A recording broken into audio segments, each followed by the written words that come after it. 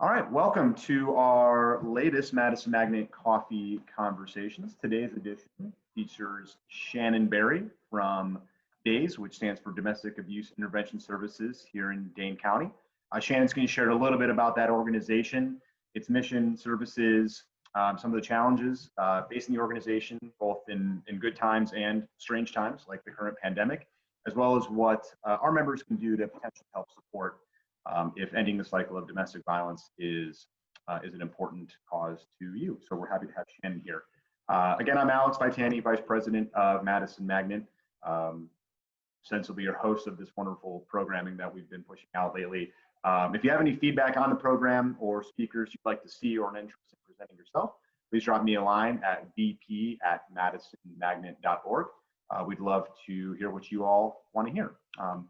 So without further ado, I'll introduce Shannon here, and we'll be off to the races. So Shannon Barry, again with DAIS, has worked as a professional in the field of violence prevention and intervention for more than 20 years. After beginning her career at a group home for adolescents in the Seattle, Washington area, she returned to Madison to pursue her master's. So thanks for coming back to town. She began her career at DAIS in 1997. And then returned to the organization in 2007 after a stop at the Madison Metropolitan School District. Under Shannon's leadership, DAIS has initiated some really awesome campaigns, including a $10 million capital campaign to build a much needed larger facility that took place back in 2009. And having been to the new facility, and you showed us the old house that was the initial shelter, I can say was definitely needed, and the new place is a fantastic facility if you haven't been there for a tour or heard about it. It's located on Fordham Avenue, and it's been a really nice addition to the downtown area and helping those in need.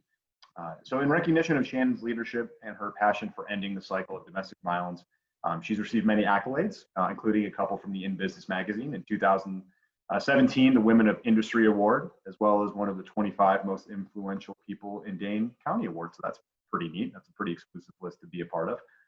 And then she was also the recipient of the 2015 Distinguished Social Worker Award from the National Association of Social Workers, Wisconsin South Central Chapter. And that is quite a mouthful, but very well deserved. And the reason we are having Shannon join today's coffee conversation is we had selected DAIS to be our beneficiary of our annual Madison Magnet Charity Fed, which due to the pandemic situation had to be postponed, but we still wanted to provide the opportunity for the organization to receive some exposure, educate our members, talk a little bit about how we can help, and then also look ahead. We will be having DAIS be our charity beneficiary for the 2021 vet coming up, hopefully, knock on wood, next June. So Shannon, welcome. Thank you for being a part of this, and we're happy to have you.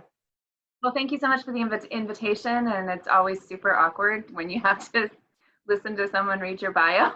So, hopefully I wasn't making too many weird faces. No, you were fine. I've got a face for radios. I've made this joke several times. This is not my best weekend, but thank you for being on, and you've got quite an impressive resume, and those accolades are very well deserved. So let's jump into some of the questions. What I left off in your bio is, what DAIS does. And I thought it'd be probably more appropriate for you, and you can do a much better job telling the story of what the mission is, the services you provide, and then the impact that you have on not only on those you help serve, but on the community as a whole. So if you could talk a little bit about the mission, that'd be a good starting point. Yeah, absolutely. So DAIS has been serving the Dane County community since 1977. We started as all-run helpline, 5 volunteers working out of a church basement. And fast forward 43 years, and we have a very robust, thriving organization of about 55 staff members, over 200 volunteers that work with us every year. And our mission is really to empower those who have been impacted by domestic violence and advocate for social change through support, education, and outreach. And so we do that through a few different things. I mean, clearly there's the service side of things, the folks who have been impacted by domestic violence, and making sure that we have a strong continuum of services to help those people, address their critical safety needs, and then, reduce some of the barriers so that they can achieve long-term safety from their batterers. And that includes our 24-hour helpline, support groups when we are not in the midst of a pandemic, children's services, legal advocacy services, case management services, and DAIS operates the only emergency domestic violence shelter for the county. And then the second part of our mission, to transform society, to change social attitudes, is really about the prevention work that we do. And we do a lot of prevention work specifically in high schools and middle schools, but also some community centers. And our primary strategy with that is our men's clubs, men encouraging nonviolent strength, really to give adolescent men and boys an opportunity to come together to talk about the many mixed messages that they get about masculinity in our culture, and you can be how to be a strong man without being a violent man. And it's really targeted towards kind of everybody. It's a primary prevention strategy because though we know statistically most batters are men, we also know that most men are not batters. It's a very small minority. And so how can we give men who want to be healthy and young men the strategies that they can interrupt the cycles of violence that they see around them? So that's kind of us in a quick nutshell. Again, we serve thousands of people every year in all of those face-to-face programs, both female victims and male identified victims. And so, every year we unfortunately continue to see increases. And with the current pandemic and the recession, we expect that those services are going to be even more needed at this point.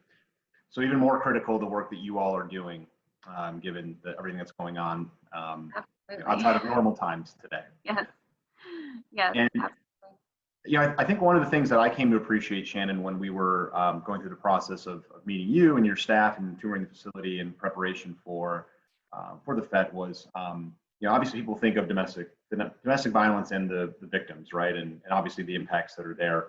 But you also shared some really neat and really helpful information on the community health impact. So it doesn't just affect those directly involved, but the ripple effect, I think maybe was a phrase that you would use. So if you could share with our audience, maybe some of the personal health impacts, obviously, but then also the broader community-wide reaches that domestic violence has, but then also some of the positive outcomes that you guys have been able to help provide. Sure, absolutely. I mean, well, and part of the reason I got into this work, as you heard in my bio, was I started my career in the Seattle, Washington area, working at a group home for adolescents. And these were kids who were transitioning from juvenile detention facilities and they were transitioning back home.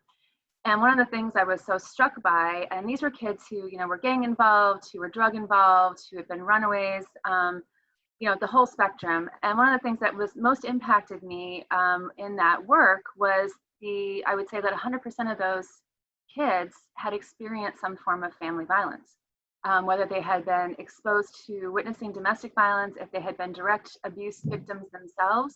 And so that's really kind of what set my career trajectory, the direction it went.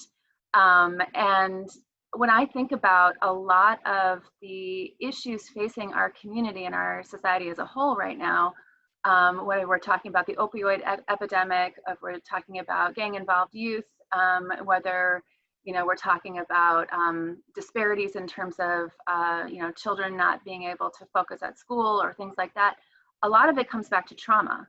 And I think trauma is a root cause issue for so many things that we're facing. Homelessness. I mean, domestic violence is the leading cause of homelessness for women and children in this country. So if we really want to address these sort of critical issues, we have to ensure that families are safe and that they're nurturing and that kids are growing up in homes where they feel safe, where their parents are able to parent them in the ways that they want to, where they're not having to constantly look over their shoulder and deal with violence in their home. So that's, to me, when I think about kind of going upstream, addressing domestic violence and interrupting that cycle is critical for all of these other issues. And so that's, and even when you look at health issues, kids, domestic violence victims have a lot of long-term health consequences beyond the initial bruises and broken bones and things that we think about. They're much more prone for things like obviously post-traumatic stress disorder, hypertension, all of these other things. Children's success in school can often be disrupted by family violence at home. There was a study that came out of the University of California, Davis, a few years ago that showed that children who witness domestic violence in their homes actually lower their peers' test scores. And I mean, so it's like, it's this huge ripple effect. So it has an impact on all of us. I will also say that when I first started in this field, people would say things a lot about, well, domestic violence doesn't really happen here. This is Madison, Wisconsin. Yeah. And the reality is that 1 in 4 women and 1 in 7 men will be the victim of physical or sexual assault at the hands of an intimate partner at some point in their lifetime. And so that means every single one of us knows somebody. They may not have disclosed to us, but we know somebody in our life who either is currently dealing with a domestic violence situation or has survived a domestic violence situation. And it has, all those health issues and societal issues, but then it also has a huge economic cost for our communities as well. So I could talk about all that, but your viewers are probably like, get on with it, lady. Clearly, I'm very passionate about this. But one of the things, you asked about individual outcomes. DAIS has been doing this work for 43 years. We know that it works. I just pulled up our most recent statistics. In our legal advocacy program, where we have, they're not attorneys, they don't provide legal advice, but we have advocates who go to court with folks. Just in the first quarter of 2020, 99.6% of the people who were served in that program felt that they had more information about the legal system, they felt more empowered, and they felt supported. That's a huge outcome. Awesome. Yeah. And if you look at our programs across the board, that's what we're seeing. And I also, with the pandemic and everything, just looking at some of the folks in our shelter and struggling with housing, well, between May 1st and June 30th, 88% of the families leaving our shelter went into some sort of housing program versus returning back to their abusers. So we know that what we do works. So. Yeah. Well, and I think it's, I'm sure you've got stats for DAIS. Oh, sure.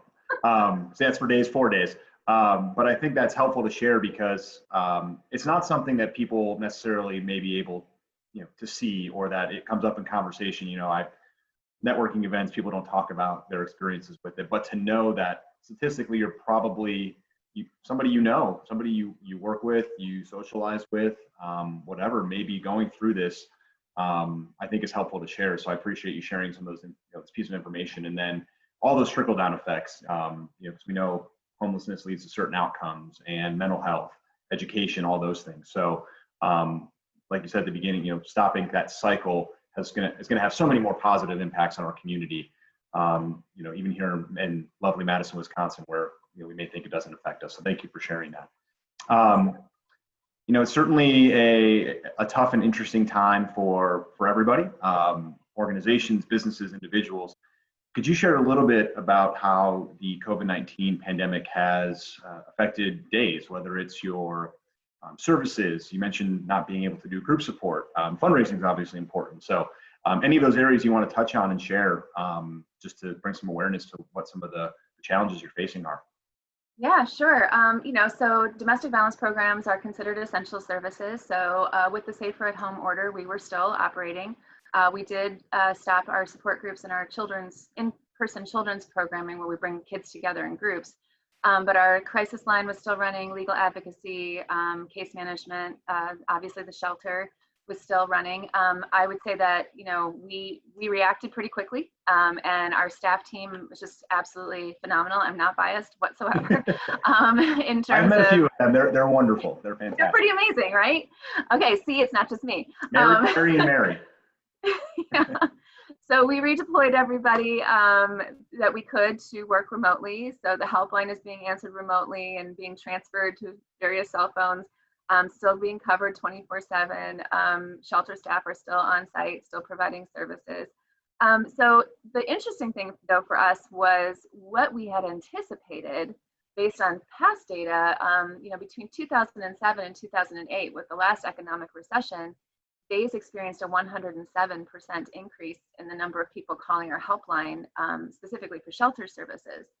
And so we were expecting that. And what I didn't think about, which is obviously kind of a moment, is with the safer at home order, we actually saw a decline in the number of people reaching out to us for help, because they were, sheltering at home with their batterers and didn't have opportunities to call us. And if you look at our just general call volume trends, we typically tend to see the highest call volume during the work week when people are separated from each other.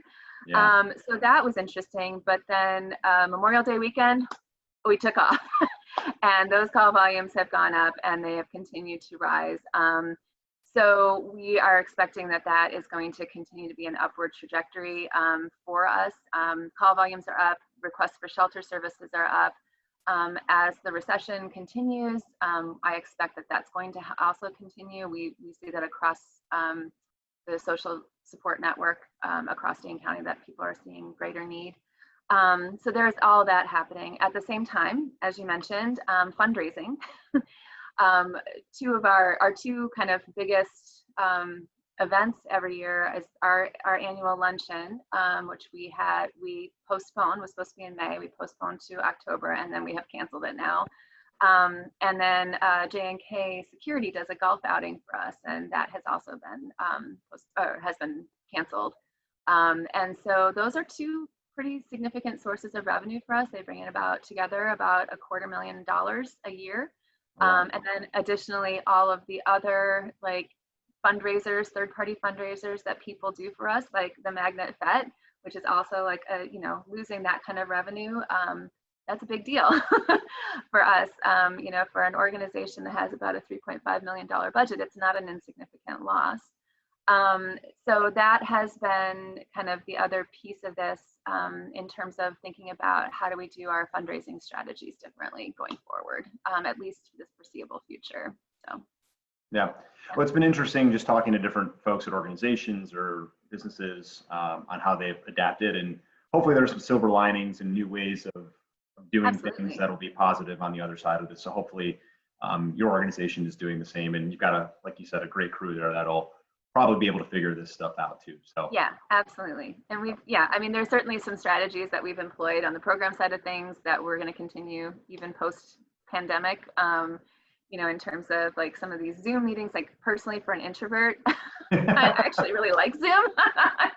It's much easier for me through a screen. Well, we appreciate hopping on one more. We know that people can get zoomed out these days. So thanks for bearing with us on this, Shannon. So just in closing, we always like to leave our members with some actionable things that they can do here in our community. And so in that vein, what would your suggestion be, maybe for one or two things that young professionals in Madison can do to support DAIS now when it's kind of a troubled time for everybody, but then also at any point in time, knowing that we'll eventually see the other side of the current pandemic? Yeah, so for me, I think always the biggest thing is to talk about domestic violence in your networks, to get information out there. So often victims and survivors of domestic violence are deeply isolated. They feel a lot of shame about what's happening to them. And so I would say, if your members can help spread the word about that services are available, but also when you see things like in the media or on television, starting to have those conversations. My husband often jokes that meeting me, he was sort of like in the Matrix. I gave him the choice of the red pill or the blue pill, and he took the red pill, and so now he sees domestic violence everywhere. And so, being able to identify when things are coming up in the media, like every time there's a homicide, I'm like, oh, there's a domestic connection to that probably. So talking about it, getting the word out, spreading the word about DAIS, following us on all of our social media platforms. We are on Facebook, Twitter, Instagram. I'm old, so I don't know what all you kids are into now, but I'm on Facebook. That tells you how old I am. But all of those platforms. Span a spectrum, so all those platforms will be valid. Facebook, Instagram, Twitter. All of that. And then we are launching a peer-to-peer fundraising strategy called Operation Resilience to try to make up some of those revenues. So if people are interested, they can reach out to us if they're interested in starting kind of their own fundraiser to help spread the word within their networks. That would always be helpful. And then, sorry, I know you only told me like 2 or 3 things, and I'm going to give you like 5. That's okay. Keep going. We also have on our website, which is abuseintervention.org, we always have an updated wish list of in-kind things that we need. Okay. Masks are really great right now because all of our shelter guests And then service projects. We can't do things in the building right now, but if people are interested in putting together a service project to help us, like with our landscaping maintenance and getting together to do some sort of socially distanced, work day, we would welcome the support in that way as well. So. Awesome. Well, thanks for sharing that info, Shannon. And one more time, your website in case people want to follow up for more information. Sure, it's abuseintervention.org. Awesome. Well, thank you so much.